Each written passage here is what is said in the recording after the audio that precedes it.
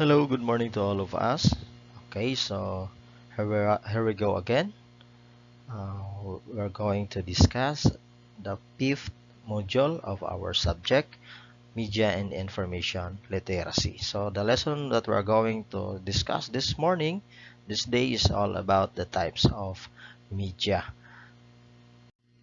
Okay, so here are the objectives of this lesson.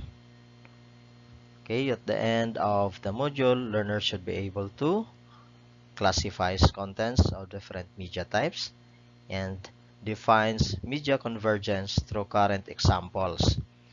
Okay, so but before that one, we are going to review our previous discussion. Okay, so entitled our previous lesson, last week. So it's all about the responsible use of media and information. Okay, so as we know, last time we discussed how to become responsible one, especially in using online information or online technology. Okay, so as we have discussed last meeting that being an online user, we must be responsible when it comes to selecting um, data and information coming from the internet. We must be clear that when we are going to use information from the internet, then we should give credit to the owner of that certain information. Or, on the other hand, we should um, somewhat we call that one as we should validate if the information that we are going to share, that we are going to get is valid or it's not fake. Okay, so let us examine always. So as what I have said before last meeting, always think before you click, or think always before you share that information coming from online. Okay, so that is one way of being responsible in using online media. Okay, so let's come now to our proper lesson, the types of media. Okay, so there were three types of media. Number one, we have the print media. Okay, so we will discuss that one later on as we go on with our discussion. And then number two, the broadcast media. And the last one is the digital or the new media. So these three types of media, we will also give the comparison, or what is this media is all about. Okay.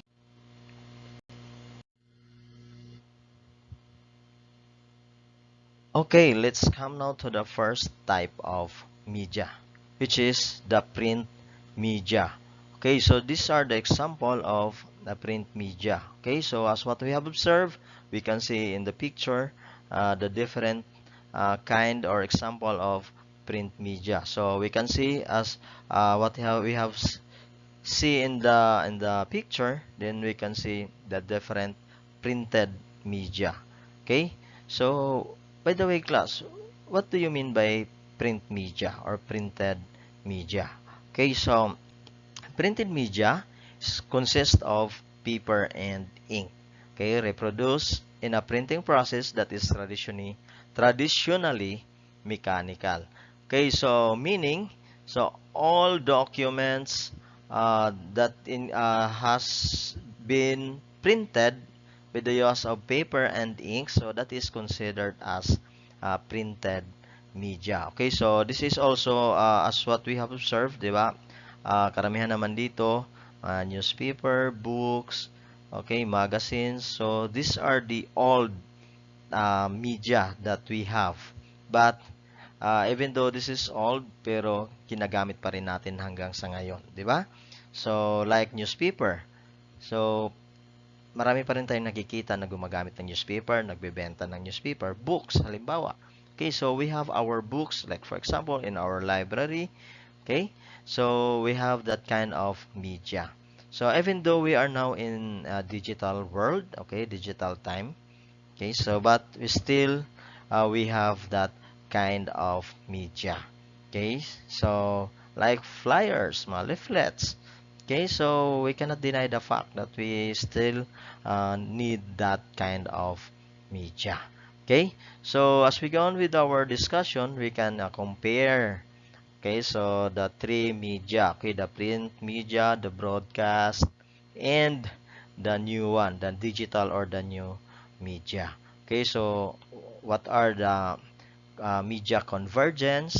Okay, so we will discuss that one. We will tackle that one as we go on with our discussion. Okay, so example of print media.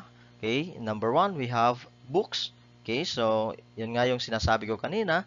Okay, so yung libro, so nagagamit pa rin natin yan hanggang sa ngayon.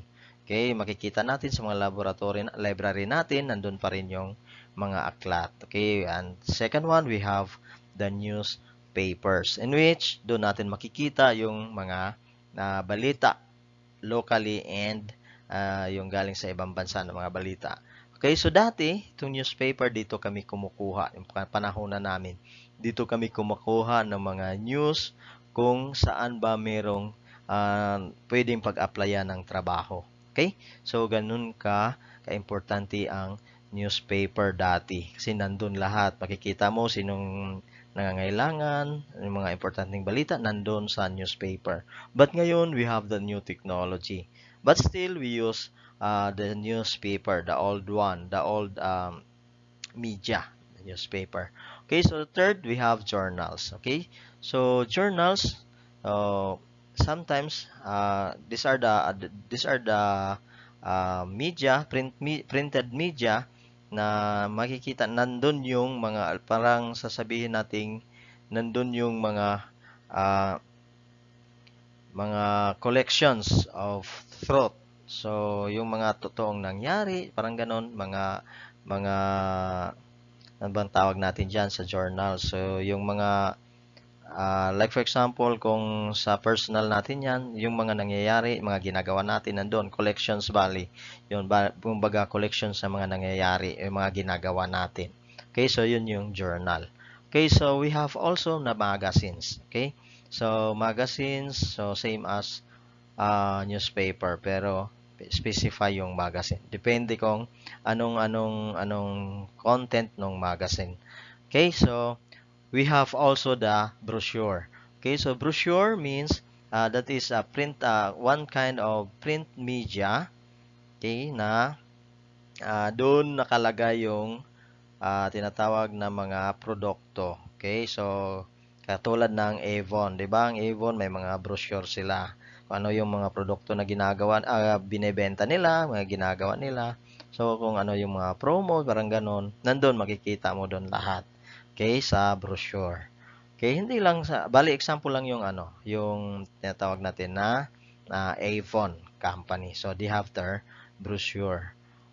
Okay, we have also these flyers and leaflets. Okay, so flyers and leaflets. So karamihan nito parang pinofold ito.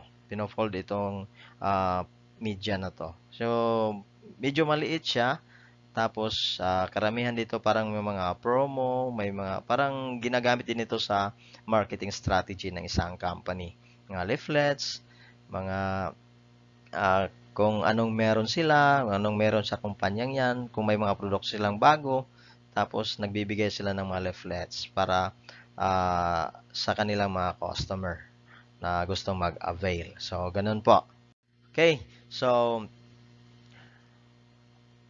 let's come now to the second type of media. Okay, so which is the broadcast media. Okay, so it is a media that uses airwaves as the medium of transmission. Okay, so kung yung kanina is printed, ito na may pangalawa, it's all about broadcast. It uses airwaves. Okay, so airwaves. So hindi natin yan makikita. So gumagamit yan ng mga frequency.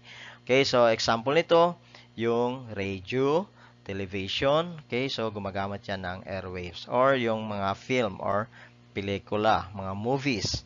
Okay, so that is that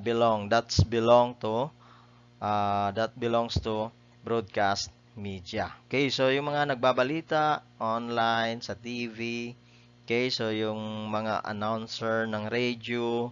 Okay, so that is considered as broadcast media. It uses airwaves para iparating kung ano mang gustong iparating nila sa mga tao. Okay, so uses um, airwaves. Okay? So, dati, ito yung usual natin na kung may TV ka dati, kapanahon na namin, may TV kayo dati, medyo mayaman na, no? Kasi nauso pa talaga nung nauna, mga AM, FM na radio. Okay? So, yung mga ganun dati. Kung meron kang radio, yon nakakarinig ka ng mga drama, parang ganun, mga balita. Okay? So, pero ngayon may mga radio pa rin. Ginagamit pa rin yung radio sa atin ngayon sa mga panahong ito. Kasi may mga lugar dito sa atin, ah, lalo na dito sa Surigao del Norte, may mga lugar pa tayo sa um, mga liblib na mga lugar, medyo bulubundukin na, yon gumagamit pa rin sila ng radio. Kasi nga, yung iba hindi pa naabot ng signal ng television. Okay, so ganun po. And then sa ngayon, meron ng mga internet. So, madi-discuss natin yan mamaya. Kasi yung television, pwede na rin natin ma-access yung anong mapanood natin sa television, ma-access na rin natin doon sa new media. So that is now, the term is now being called as media convergence. Parang ganon. Okay, so i-discuss natin yan mamaya. Okay, so that is broadcast media. Okay, yung mga pelikula pala, so 'di ba kasama siya sa broadcast. Okay, so ngayon ginagamit rin natin yan ngayon, 'di ba? Pandemic ngayon, ginagamit pa rin natin siya, yung radio broadcasting. Okay, may mga teachers tayo na gumagawa ng radio broadcasting. Okay, nagdi-discuss using radio. Okay, meron tayo dito lalo na yung lalo na yung mga estudyante na nasa ALS department. Okay, so yung mga ALS students. So they have the radio broadcasting. So unlike sa atin, 'di ba, we are using the modular printed and modular digital. But some of us or most of us uses printed modality. Okay, so nagbibigay tayo ng mga printed modules. Okay, so that is under now doon sa una nating type of media, which is the print media. Okay, but we have also television, but in Surigao City, we don't use this modality. Okay, using television. But in Manila, in big cities like Davao, okay, Cebu, they are using television as their way of discussing or giving information to the students, discussing their lesson to the students. Okay, so kung may mga katanungan pa, okay, pwede naman kayong mag-chat, mag-text sa akin. Okay, para ma-address natin yung mga katanungan. Okay, so this is the example of broadcast media. So, pinakita na natin kanina, the radio, television, film, or movie. Okay, so the third one, we have this new or the digital media. Okay, so the contents are organized and distributed on digital platforms. So, from the word digital, so digital numbers.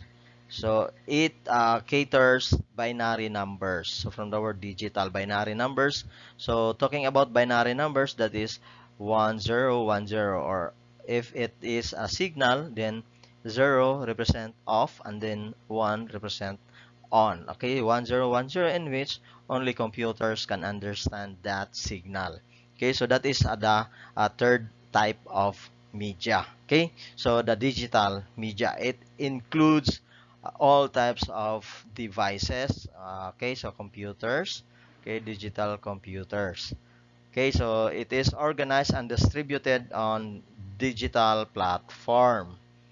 Okay, so as we have observed in our picture, in the picture presented in this slide, then we can see PlayStation, laptops, we have the headphones, that www na pinakita dyan. So, it symbolizes the website, the internet, okay? So, the digital video, okay? The cell phones, okay? And then, the electronic or the e-book, okay?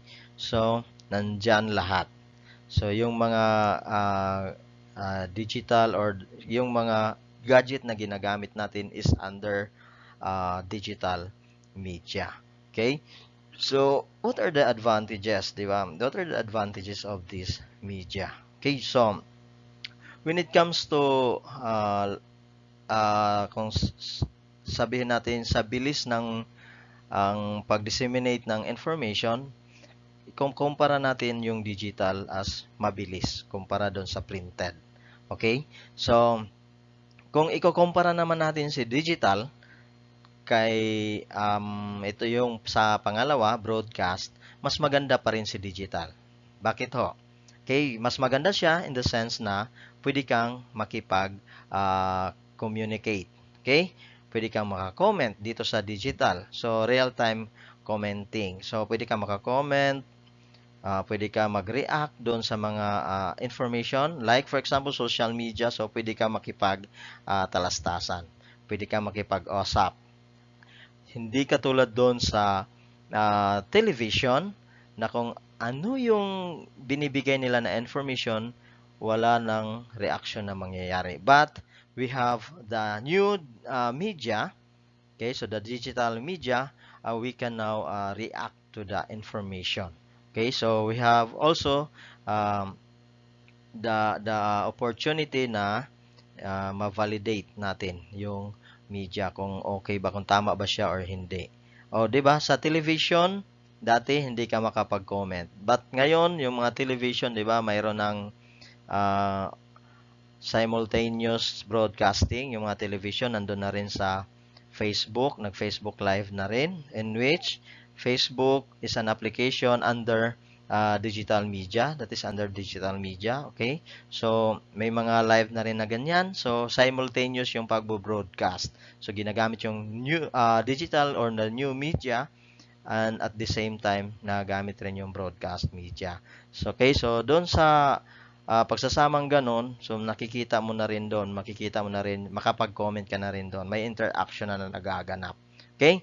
So, that is the difference or kaibahan or advantage or disadvantage ng bawat media. Okay? So, pero hindi pa rin nawawala yung printed media. Okay? So, hindi pa rin nawawala yung mga books natin. So, parang siya yung hard copy kung ano man meron tayo dito sa digital media or sa new media na meron tayo. Okay? So, yun yung sinasabi nating backup. Okay? For example, may mga libro ka na ginawa, mga thesis, mga research na publish na, ginawan mo ngayon yan ng tawag nito soft copy or ebook para ma-distribute natin, ma-share natin online sa mga websites natin, kung meron man, okay, or online sa mga social media, parang ganon. So, meron na siyang ganong option. Okay? So, kumbaga, yung libro na ginawa natin or meron tayo, that is the hard copy or the backup of the soft copy that we have today. So, importante pa rin yung backup, by the way. Okay? So, ganon po. Parang nagiging backup na lang yung hard copy natin. So, kahit naman sa opisina or sa school, di ba, minsan pag hiningaan tayo ng project, soft copy or in a form mayroong mga output na hinihingi yung teacher natin, magbibigay ka ng hard copy, meron pa rin yung magbibigay ka ng soft copy, so nire-require ka rin ng hard copy. So, as backup to your work. Okay? So, naintindihan ba? Okay? So, kung may mga katanungan din, pwede naman kayong mag-chat diretso doon sa group chat natin. Okay? So, let's come now to the features of digital media. Ano ba itong mga feature ng digital media? Okay, so one of the features Okay, so number one, okay, web page. Okay, so ano ba tong web page? Di-discuss natin to mamaya. Okay, hypertext. Ano ba yung hypertext na yan? Instant messaging.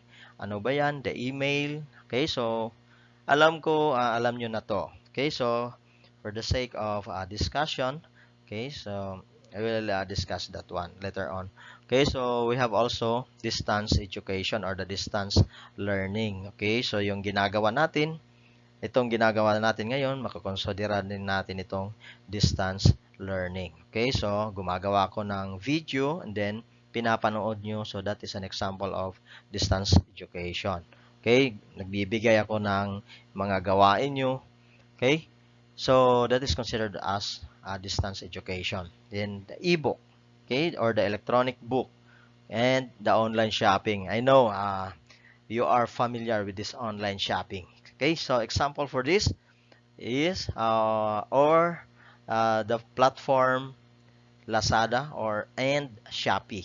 Okay, so karamihan nito gumagamit ng Shopee, okay, or Lazada to order something or to order product from online. And then the last one we have the media convergence. Okay, we will discuss this media convergence later on.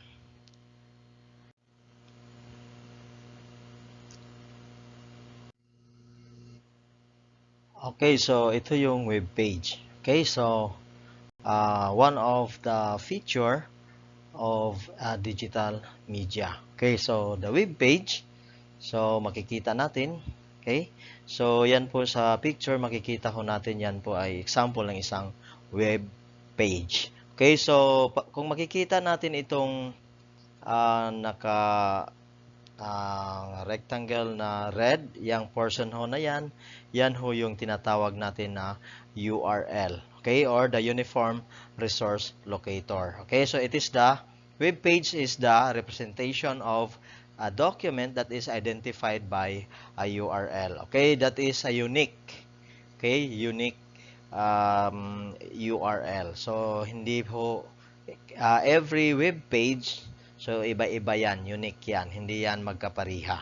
Okay? So itong web page na to, itong pinakita natin ay kakaiba ho sa ibang mga web page. So bali yung URL, okay? So doon sa URL, doon natin makikita kung anong web page siyang pinupuntahan natin.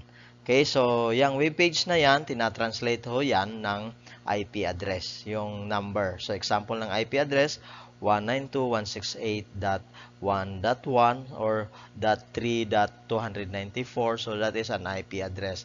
Okay, so yung page na pinupuntahan natin ay may sinasabi nating may kaukulang tawag nito, may kaukulan siyang IP address. So, bawat web page ay may kaukulang IP address. Hindi lang natin makikita kasi every time na pumupunta tayo sa mga web page, sa mga website, so, makikita natin, tawag dito, tina-type lang natin yung pangalan. Kasi mas madali nating maintindihan or madali nating maalala kung pangalan ang itatype natin doon sa search bar. Okay? Doon sa taas, doon sa search bar. Okay? So, like for example, sasabihin natin, google.com. Okay? www.google.com. Okay? So, mas mabilis nating maalala kung in a form of word or words. Okay? So, unlike kung numbers yan, okay, matagal at saka mahirap nating maalala kung numero ang nilalagay diyan. Okay, so halimbawa na lang. So google.com may kaukulang IP address 'yan. So biruin mo ilang numerong kombinasyon 'yan, apat na division. Bali parang gano'n 296.193.3.403. So parang gano'n, di ba? So matagal nating maalala 'yan unlike kung pangalan or word ang ibibigay. So, kagaya na lang ng Google, yahoo.com. Okay, so, yung mga ganyan, sss.com, jsis.com, sabihin natin snhs.com. Okay, mas mabilis nating maalala. Okay? So, ganon ho. So, web page it is a representation of a document that is identified by a URL. So, it is consider web page is a consider of digital media. Okay? So, digital media siya. Okay? Kasi makikita natin siya online. Okay, mga documents, information from the web page, makikita natin doon. Okay, so pag nagsi-search tayo, minsan binabato tayo doon sa web page kung anong kailangan natin na information. Okay? So, marami ang web page na yan or website na yan. Marami. Hindi lang isa, dalawa, 10, hindi lang. Millions or thousands. So, parang ganon. Marami yan. Kaya iba-iba ang address niyan. Iba-iba ang pangalan. Okay? So iba-iba ang IP address niya. Okay? So baka sabihin niyo, sir, ano ba yung address na yan? Yan yung unique na address. Parang yung tayo, kung tao. 'Di ba? Tayo ay merong mga unique address kung saan doon tayo matatagpuan. Like for example, your vicinity, your local address, saan ka nakatira. So ibibigay mo yung number ng bahay, ibibigay mo yung numero ng street o anong street nyo, bibigay yung barangay or village kung saan ka nakatira, and then pati na rin yung pangalan ng lungsod nyo or yung province sa kabuuan, 'di ba? Kung saan yan na probinsya, anong bansa. Okay, so ganyan. Parehas din yun doon sa web page. May mga ganon. Exact address. Okay, identified by URL or the IP address. Okay, so yan po ang web page. Okay, so dito naman tayo sa hypertext. Okay, so hypertext. So kung alam nyo, kung nakapag-try na kayong gumamit ng PowerPoint. So, marami yan doon, hypertext. Yung parang kiniklik mo yung isang word or yung picture and then ina-navigate ho kayo sa kabilang information. Or like for example, you have the video. Okay, so you have the video and then naglagay ka doon ng hypertext or hyper button. Parang ganon, button. Pag click mo doon, so video na ipe-present mo, automatically ina-navigate ka doon sa video mo. So that is hypertexting. Okay? Or sa mga website, mga web page, pag may mga, like for example, yung sa website, may nakalagay doon home. Okay? Or about us. Di ba? May mga button na ganon. There's a button like that na labeled as home, about us, or the information of the website.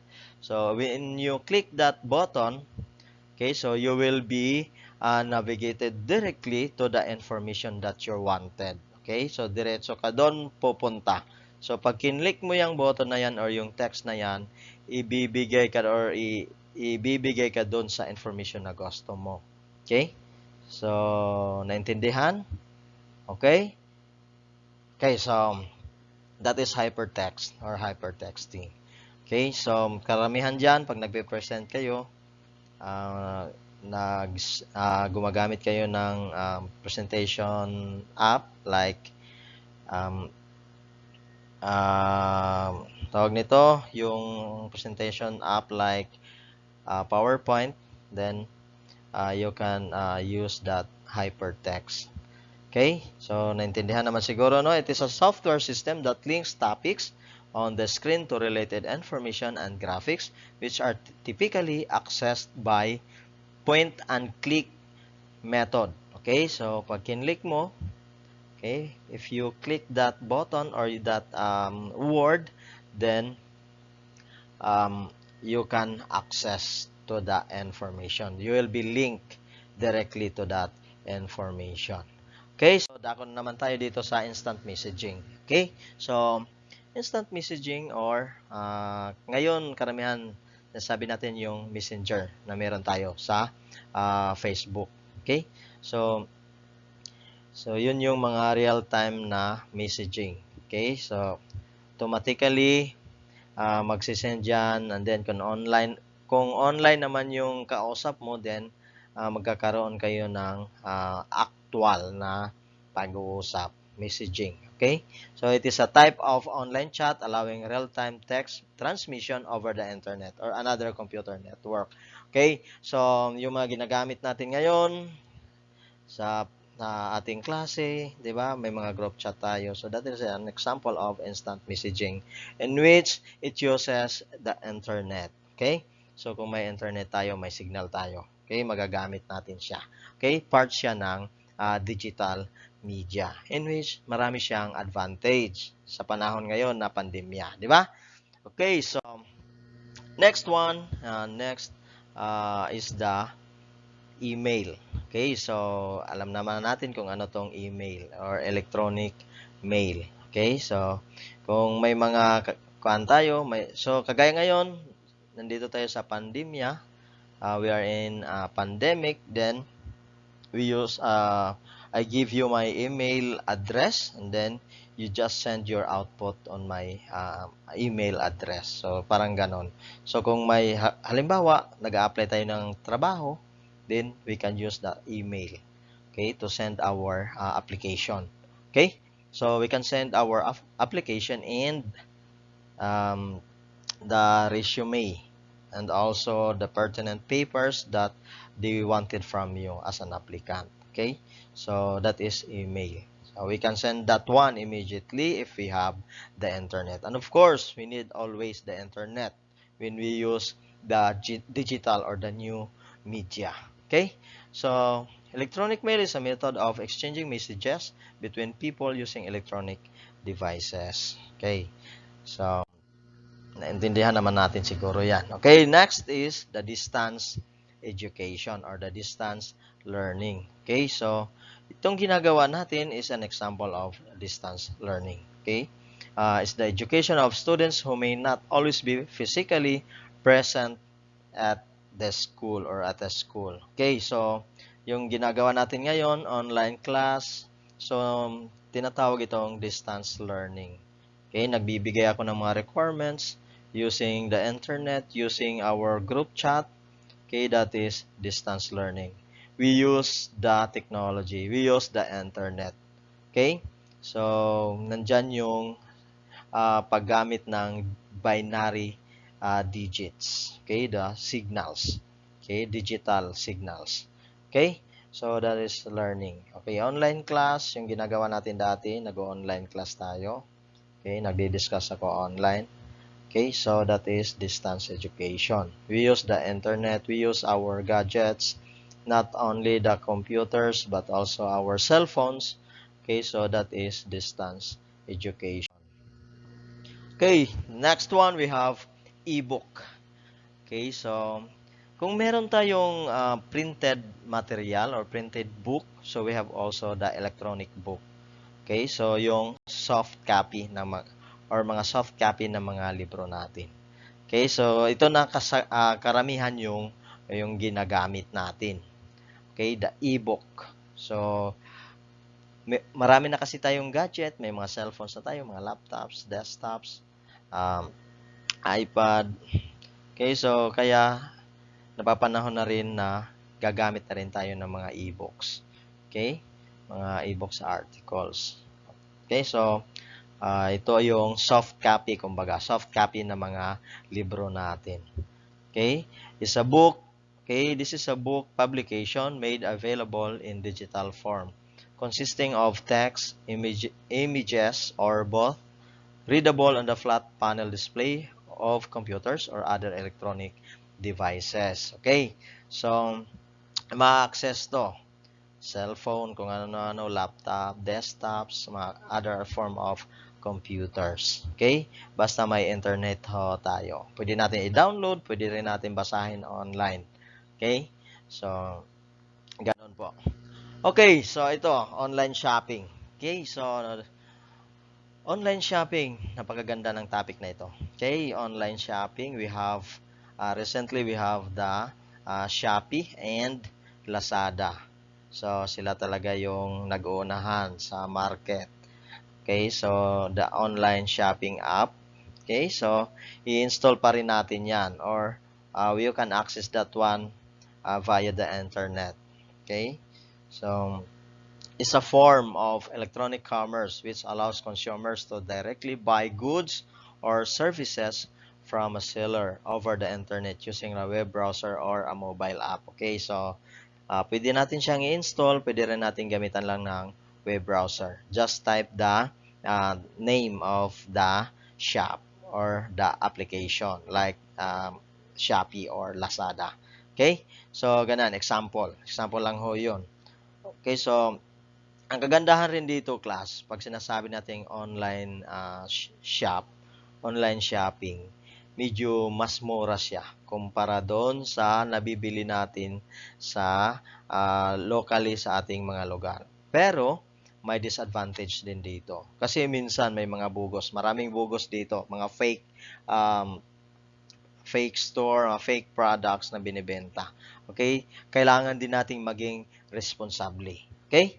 So, yan naman talaga ang gustong ipaabot ng subject na to, Media and Information Literacy. Okay? So, kailangan nating mapanuri. We should always validate or check always kung legit ba yung binibilhan natin. So, ganun, class. Okay? So, dapat tingnan natin yung mga reviews kung positive ba or maganda ba yung product na bibilhin natin kasi alam naman natin na napakahirap ang kumita ngayon. Okay, mahirap din maglabas ng pera na hindi yung kasya lang sa atin, di ba? Yung perang kasya lang sa atin tapos bumili tayo hindi maganda yung nabili natin. Okay? Kailangan natin check yan palagi kung maganda ba yung produkto or hindi. Okay? So, in online shopping, be responsible. Okay? Dapat responsable ho tayo. Okay? Saka kung maganda naman, 'di ba, may mga option doon kung pwede kang mag-comment. Okay? Hindi maganda yung ano nyo, yung product nyo, ilang star yung ibibigay mo, 'di ba? May mga ganon. Okay, as part of review sa product nila and then sa seller na rin na part. 'Di ba? Okay, so dapat maging responsable tayo doon. At dapat mapanuri tayo doon pag bumili. Okay? Paalala lang. Okay, let's come now to the last feature of the digital media. Okay, which is the media convergence. Okay? So media convergence happens when different media sources join together. So kung pag sinasama-sama mo na yan lahat ng media, so that is now the media convergence. Okay, so pinagsama-sama mo na lahat. Okay, magbibigay ako ng example mamaya. It allows media text to be produced and distributed through multiple media. Okay, or platform. Okay, so example niyan, ito. Media convergence. Okay, so computers. Okay, we have our computer. So, kung converge media yan, okay, so nandun na lahat. Okay, sa computer natin, nandun yung camera. So, dati, di ba ang camera, iba ang camera, may mga gadget tayo, camera lang. Music player, meron din tayo mga music player dati na ang function niya is player lang talaga. Pang music lang. Meron din tayong video player na gamit or gadget. So, video player lang talaga siya. Okay? And then, web browser. Dati, computer or desktop lang talaga ang nagamit natin for browsing the web or the website. Pero ngayon, we have the gadget na pwede na pinag-isa na lahat. Okay? So, pinagsama na siya. Nandun na lahat sa computer. So, like for example, sa computer, nandun na yung camera, nandun na yung music player, nandun na yung video player, nandun na rin yung browser. Okay? And the other function, and the other feature. Pinagsama-sama na lahat.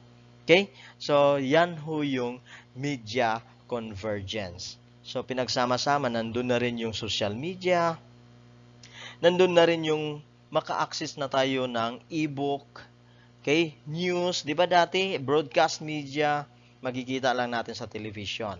But ngayon ho, pag sasabihin nating broadcast media, pwede na rin yan simultaneously ma-view doon sa YouTube, sa Facebook channel. Okay, so simultaneous viewing. So nandun na using your cellphone, computer, laptop, netbook. Okay, so nandun na lahat, pinagsama-sama. Okay, so another example. Okay, so for this definition is ability to transform different kinds of media into digital code, which is then accessible by a range of devices. Okay, so ito, smartphones. Okay, so smartphones, pwede mong gawing TV. Okay, pwede mo ring pang search ng internet. Okay, pwede mo ring pang chat, pwede mo ring pang locate ng location. Okay, pantawag. Pwede mo camera, gamitin sa camera. Music. And then, pwede mo rin gawing, tawag nito, pang games. Okay? So, maraming gamit. Pinagsama-sama.